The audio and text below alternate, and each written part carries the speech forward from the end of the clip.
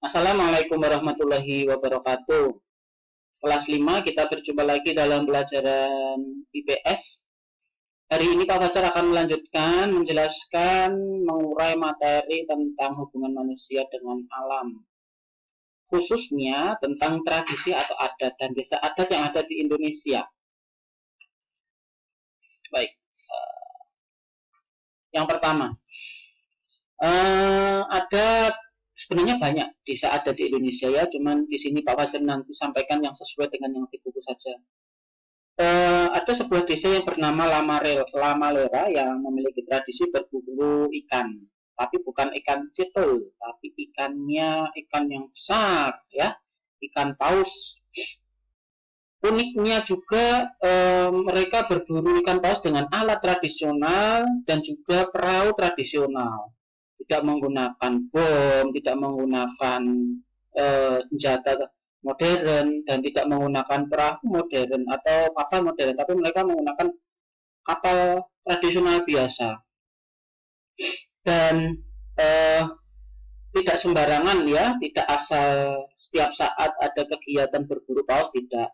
Kegiatan ini dilaksanakan setahun sekali dan itu pun juga dibatasi maksimal paling banyak 15 paus saja.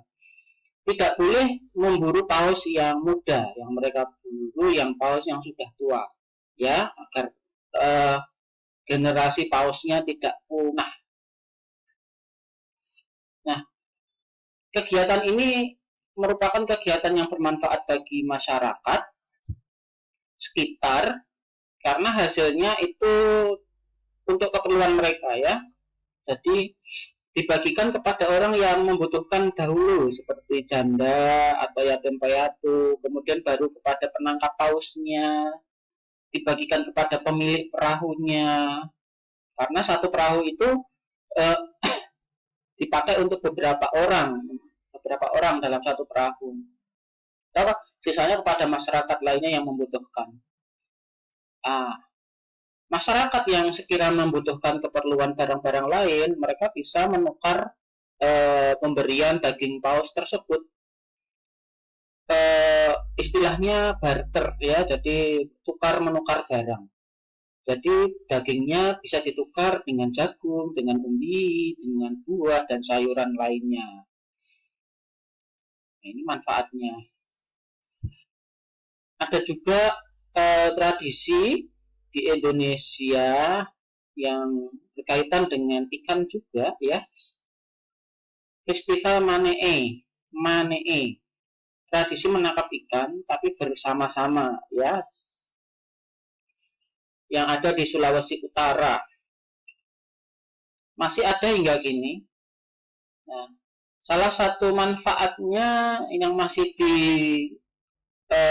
budayakan karena di sini ada nilai-nilai ya, nilai-nilai persatuan dan kesatuan. Ya, seperti ini gambarannya, menangkap ikan bersama-sama. Nah, seperti ini ya. Jadi membuat jala dibuat dulu, terus nanti ditangkap bareng-bareng hasilnya. Gitu. Nah, selain kegiatan tradisi tersebut, ada juga kegiatan ekonomi lainnya yang berupa penangkapan ikan ya. Jadi di Indonesia karena negaranya negara penuh dengan sumber daya laut, maka banyak sekali orang yang berprofesi sebagai nelayan. Hasil penangkapan itu tidak dikonsumsi sendiri karena diperoleh dalam jumlah yang besar. Diapakan Pak? Dijual kembali hasilnya, tapi tidak dijual langsung kepada pembeli. Jadi seperti kita mungkin yang hidup di kota tidak bisa atau tidak perlu membeli langsung ke nelayan ya, karena nelayan juga jualnya tidak 1 ekor 2 ekor, tidak sekilo 2 kilo, tapi dalam jumlah yang banyak. Nah, kegiatan ini dilakukan di tempat pelelangan ikan. Di sana nanti di tempat pelelangan ikan itu para nelayan yang mendapatkan ikan berkilo-kilo atau malah berton-ton itu nanti akan menyerahkan urusan perdagangannya kepada seorang atau beberapa orang yang bertugas sebagai juru lelang. Nih, sebagai juru lelang akan menawarkan harga kepada pembeli. Siapa pembelinya? Yang membeli itu mereka adalah pedagang ikan. Jadi dijual kembali nanti ke kota begitu ya. Jadi nanti nelayan setelah menangkap ikan mereka akan terima beresnya saja, mereka terima uang hasil jerih payahnya, tidak perlu berrepot-repot tawar-menawar dengan pembeli, ya. Berbagi tugas. Tempat pelelangan ikan ini adalah bertemunya pembeli ikan dan para nelayan. Nih. Tergantung cuaca, ketika cuaca tidak mendukung untuk mencari ikan, tempat pelelangan ikan juga akan sepi karena nelayan tidak berani melaut, mungkin karena gelombang tinggi ya, seperti yang sekarang terjadi itu, gelombang tinggi. Bahkan mungkin kalian sudah lihat videonya, karena gelombang tinggi itu juga berbahaya ya. Beberapa berita juga menampilkan adanya nelayan yang hilang di lautan karena gelombang tinggi. Jadi karena cuaca buruk, ya tempatnya sepi. Sepertilah pasar ya, dapat pelelangan ikan itu seperti pasar, tapi khusus pasar ikan.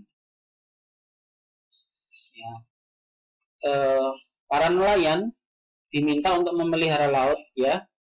Bagaimana cara memelihara laut? Ya, tentunya tidak menggunakan racun atau bom, karena kalau menggunakan seperti itu nanti akan merusak ekosistem laut. Hasil-hasil laut tangkapan ikan akan berkurang lama-lama. Kenapa? Karena tempat hidup ikan itu rusak, sehingga ikan-ikan tidak bisa berkembang biak dengan baik, semakin sedikit jumlahnya. Tidak boleh seperti itu. Yang dibolehkan dengan cara-cara yang baik saja ya, dengan menggunakan jala. Baik. Oke. Bagaimana peran masyarakat terhadap lingkungan sosial budaya? Ini kaitannya dengan desa adat ya. Akan sedikit beralih bahasanya yang tadi tentang tradisi di laut, tentang kehidupan ekonomi hasil laut, yang ini melaju ke desa adat. Jadi masyarakat itu memiliki tanggung jawab kaitannya dengan kehidupan sosial budaya asli Indonesia. Namanya budaya itu pasti akan berkembang karena ada pengaruh dari luar ya. Di kehidupan kota itu sangat drastis perubahannya. Jangan sampai kehidupan asli sosial budaya Indonesia itu hilang semuanya. Maka perlu ada tanggung jawab masyarakat ya. Bagaimana tanggung jawabnya? Makanya pemerintah itu menjadikan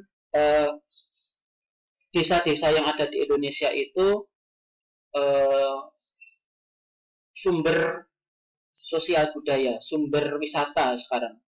Banyak sekali dikembangkan desa-desa wisata. Apa yang dikembangkan di sana?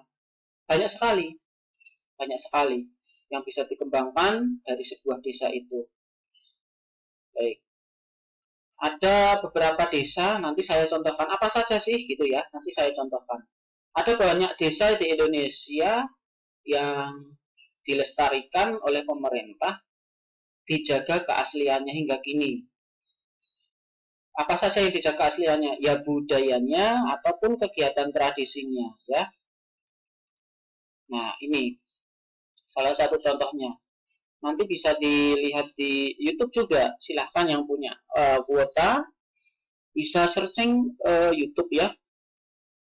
Salah satunya ada di Bali, namanya Desa Trunyan. Di sana sengaja Pak Fajar tidak tampilkan, contohkan gambar-gambar yang lebih ekstrim gitu ya.